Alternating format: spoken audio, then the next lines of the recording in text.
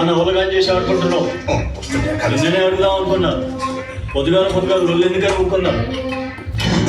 Interview పోయి మొక్కవేనా ఇప్పుడు అనుకో. ఎవరో నీకు ఉద్యోగం ఇచ్చేది? అరే ఒక డిగ్రీ లేదు, ఇంగ్లీష్ రాదు, ఎడ్యూమ్ లేదు, ఏ కాన్సెంట్రేట్ నీకు జాబ్ ఇచ్చేది? నీ ఎవరి మొక్కల్లో చెప్పు.